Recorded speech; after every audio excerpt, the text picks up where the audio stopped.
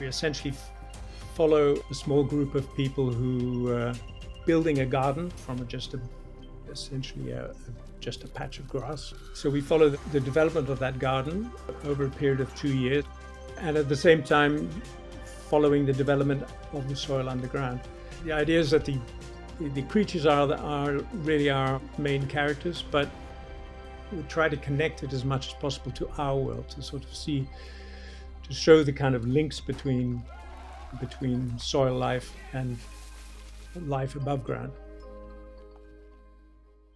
Hello and welcome back to In Focus. My name is Noor Gantouz, Fair Planet's editor. Today I'll be chatting with Mark Verkerk, who directed the documentary Planet Soil. It's a beautiful story about soil life, regenerative agriculture, and community in the Netherlands. Mark has over 30 years of experience in filmmaking and has written and directed several award-winning documentaries, including some featured in the National Geographic. Mark, it's a pleasure to have you here today. Welcome. Thank you. Thanks for for having some attention on planet soil. Of course. So let's jump straight into it. What was your inspiration behind the documentary? Making films on nature and so forth is something that is a focus of mine really the last 15 years or so. And soil has been a kind of subject that's been getting more and more attention. I felt that we should be making a film about it, but there's a lot of technical challenges around it. So it was one of those subject matters that was kind of on the list for quite some time, but never got around to actually making a film until about 4 years ago. We were approached by the IUCN. It's an international conservation organization, who were looking to get people sort of more connected to soil. And that sort of provided the impetus really to sort of dig into the techniques and the technology in order to make the film possible. And so was that the first time that you yourself had entered the world of soil health? Was it almost a learning journey for you too while you were making the documentary? Absolutely. Absolutely. There've been a number of films made about soil in recent times, often focusing on farming, and mostly focusing on the kind of results of what a healthy soil does, and mostly documentaries with people basically talking about soil. And as a wildlife filmmaker, I wanted to put the focus actually on the creatures themselves, so as much as possible. So to try to also take viewers basically underground and give them an impression of this enormous diversity and all the activity that is going on there, underground 24/7, 365 days of the year. It's a whole other universe essentially that is largely unseen, and we don't pay nearly enough attention to because of that. That was essentially the sort of motivation for the film, was to make that world a little bit more visible.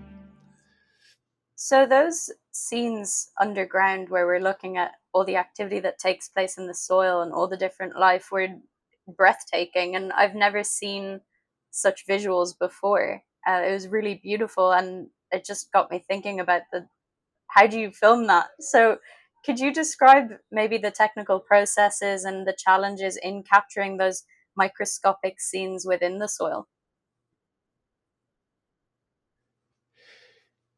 Yeah, that was indeed the challenge. It's very difficult to get your camera down there. It's dark. It's all kinds of physical problems with that.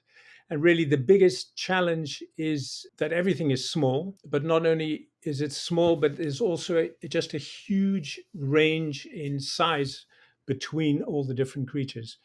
The biggest creatures you can see with a naked eye. But then you go down a sort of set to creatures that you can just barely see with a naked eye. Then you go to creatures that you can't see with a naked eye. but it keeps on going down and down and down in all these different ranges. And so there's no really one system that can capture all of this. So we ended up basically developing three different kinds of systems to be able to at least film in three different magnifications, let's say, but also having to develop, sort of new ways of being able to film with microscopes, but then creating enough. It's a technical thing, but normal microscopes have a very, very narrow depth of field, so there's only a very tiny portion of the image is actually sharp at any one time, which makes it very difficult to film anything that's living and moving around. We had to develop sort of lens systems that increase this depth of field, so you were able to film basically these creatures alive. And another big problem is that while scientists are doing a lot of research on soil increasingly now, and using microscopes and things like this to do this, they mostly work with dead creatures. The creatures usually are dead when they are examining them, which makes it a lot easier to find them under your microscope and to look at them in detail. But that was, of course, no good for us as filmmakers. So we had to also develop ways of being able to do that with living organisms. So there was lots of different technical challenges. I like that it's almost an intersection between art and science when you get to filming through microscopes. I thought it was really incredible, and especially the almost like time lapse scenes. So when you see plant growth through that microscopic lens, how long did those types of scenes take to film?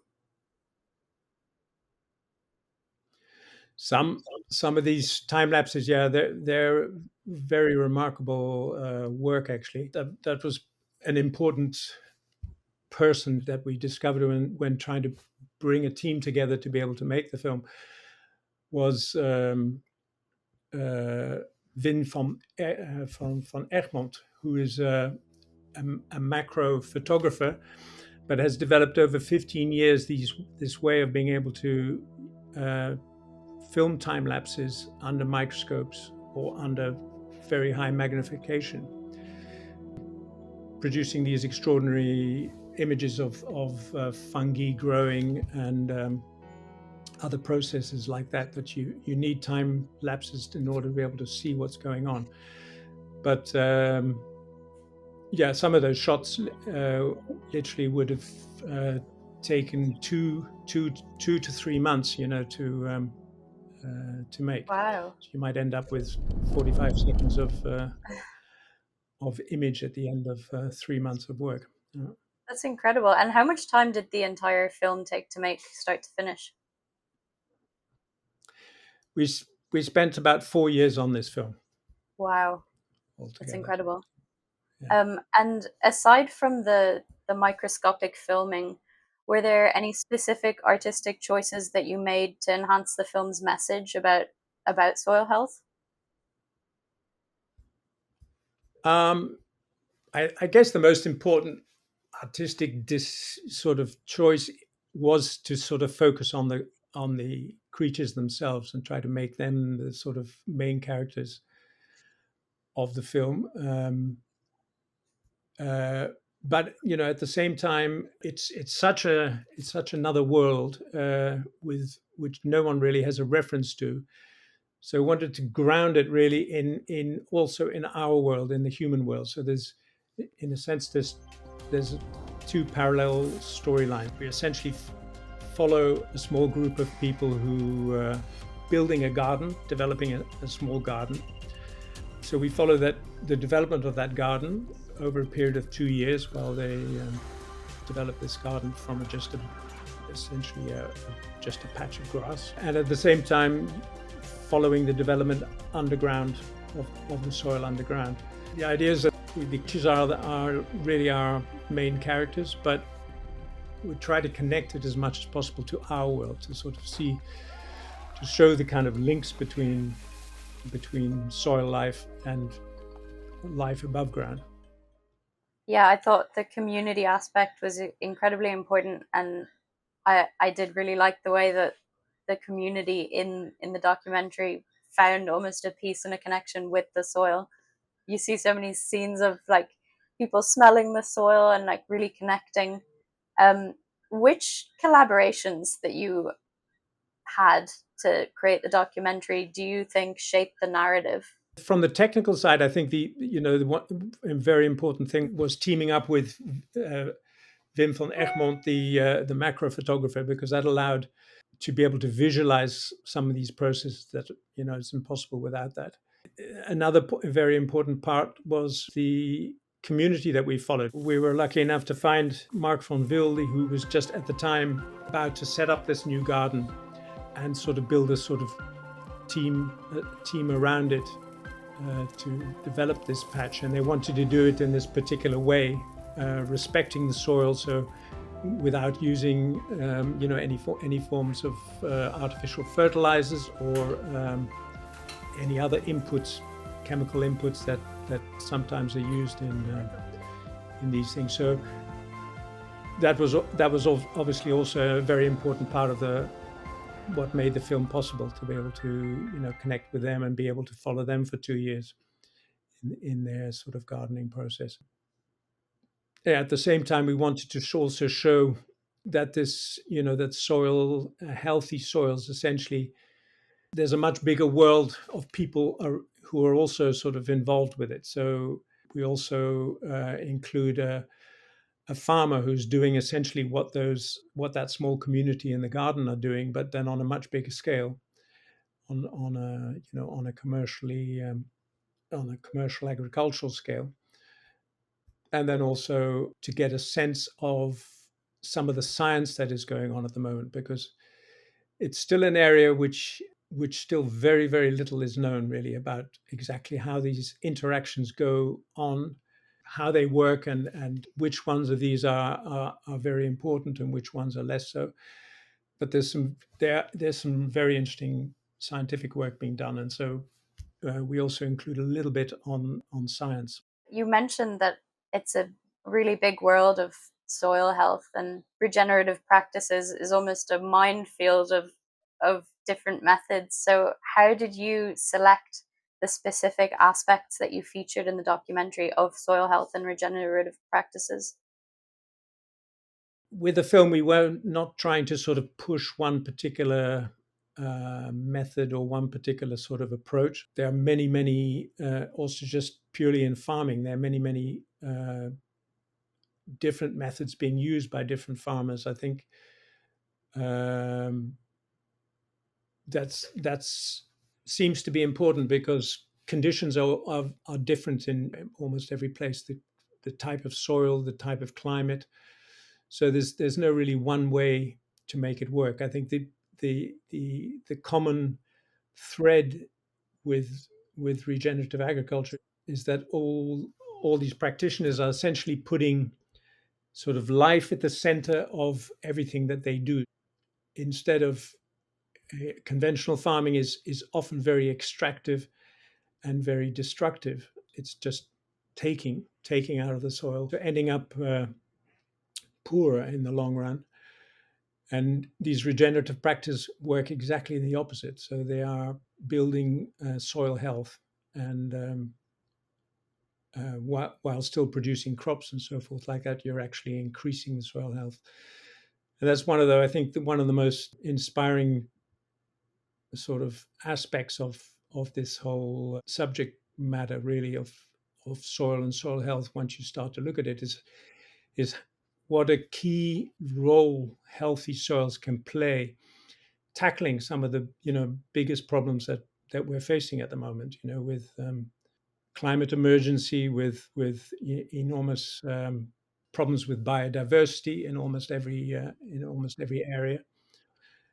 And healthy soils are actually key to being able to tackle a lot of these issues. It's also a story with tremendous good news in it, which you don't often come across in this sort of environment, nature area at the moment. That was another thing that you know made it a very rewarding project. To me, as a viewer, um, with like my personal background in biology, I almost drew a parallel with um, the way the gut microbiome in a human is crucial for a human's health. It was almost like soil is the gut microbiome of Earth. Was what I learned from the documentary. What Absolutely. and I'm Oh, just that's imagining, fantastic. is that the message that you hope viewers will take away? That's absolutely perfect. If if that's Yes. what came across, absolutely. I mean, I think this. I think exactly that. Soil is essentially the microbiome of planet Earth. I mean, there are fascinating parallels between the microbiome in our guts and the microbiome in the soil.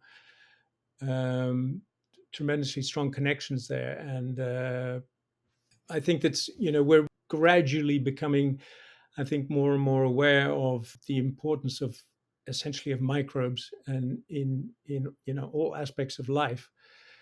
And I think we've uh, learning now a little bit about the microbiome in our guts, but we also have a microbiome on our skin, and we have a microbiome in our mouth and in our eyes, and we have microbiome everywhere.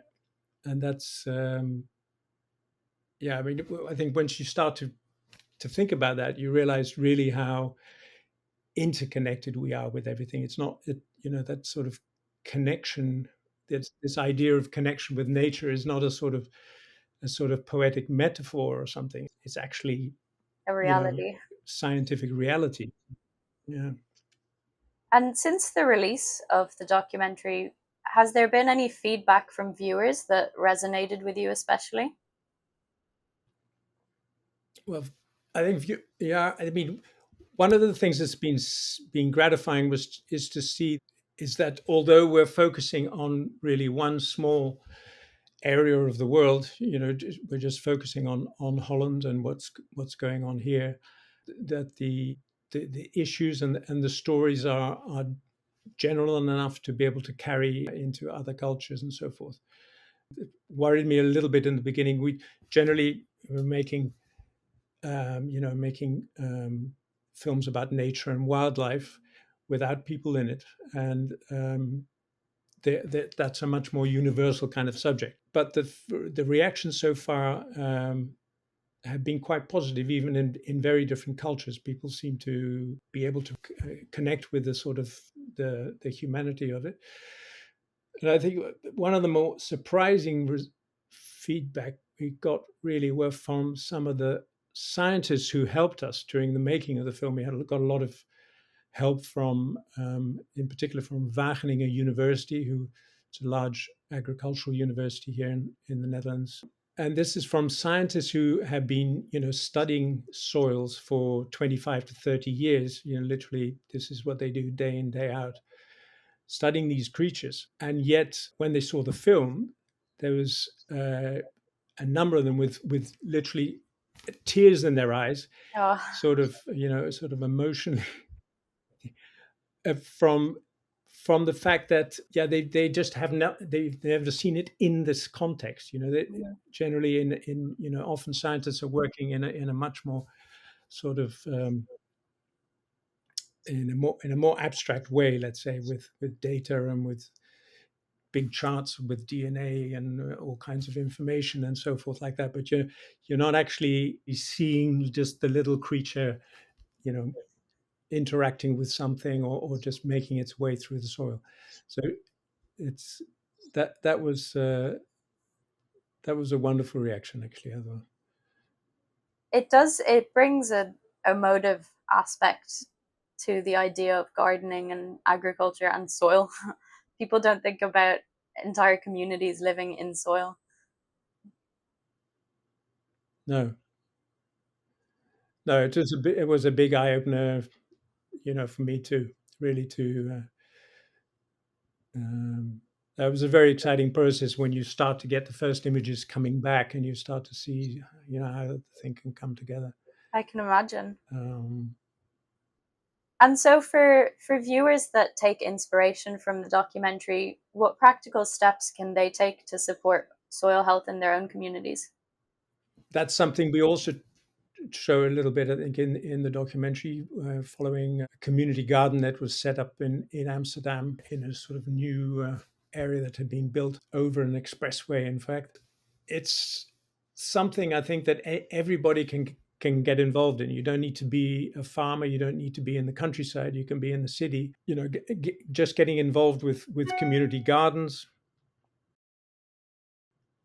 There are some fantastic projects being set up around tiny forests. I don't know if you know that concept, but that comes from Japan. The original idea of being able to produce, of being able to, yeah, you grow uh, very in a very small area. It can be just a few square meters. You grow a forest essentially, and it's lots and lots of tree species all together, and these become sort of little biodiversity hotspots, but also do a tremendous amount for the soil, and um,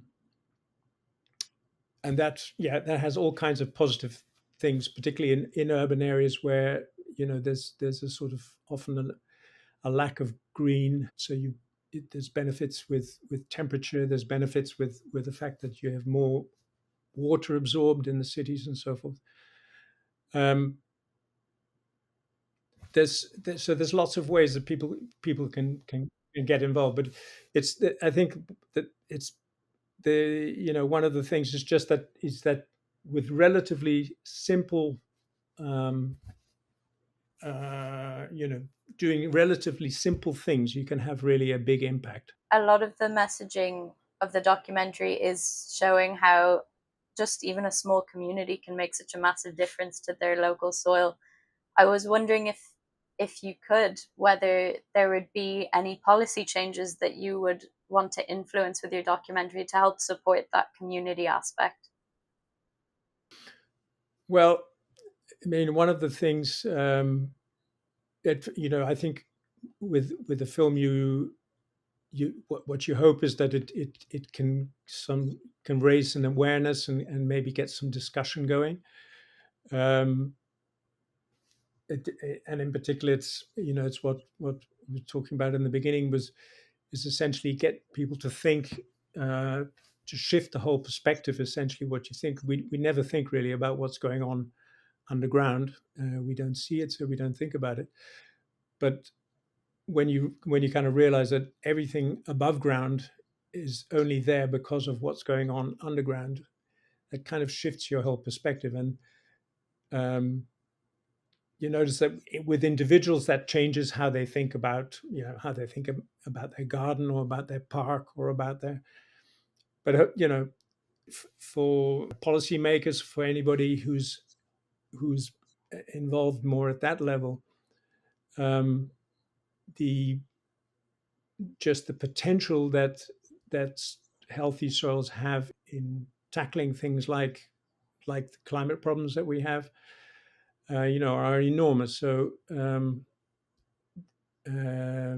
it becomes what we're hoping to do is that it just facilitates or sort of stimulates more discussion and more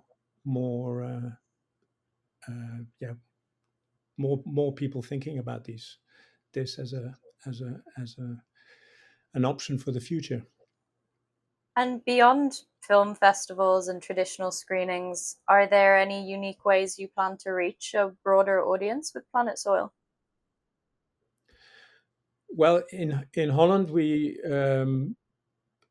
have at the moment a very big discussion going on in the farming community as a result of EU regulations that have basically been postponed for a very long time. It's now got to the point where these regulations now are going to have to be enacted, and this puts a lot of pressure on the more intensive side of the industry to reduce emissions in nitrogen and so forth. And so there's a very big discussion going on at the moment between the farming communities and between government and the farming communities. Sometimes very heated discussions. There've been some big demonstrations and so forth. Um, and what's been very rewarding is that the film has played quite a big role in just bringing people together. So from what is can be a very polarized kind of discussion with a lot of heated views on both sides, and therefore not much hope for anything constructive to come out of that. Um,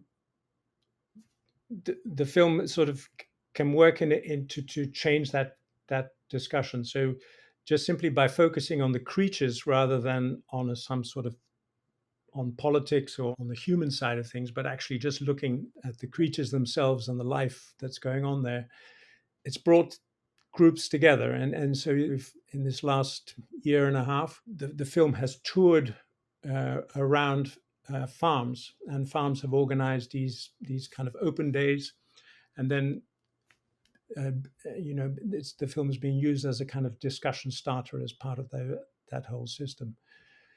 And breaking that sort of polarized discussion, that's been a very, very rewarding sort of spin-off to the film. That's something we had never envisaged when we were actually making it, but the release of the film kind of coincided really with this rather politicized sort of situation in the farming industry.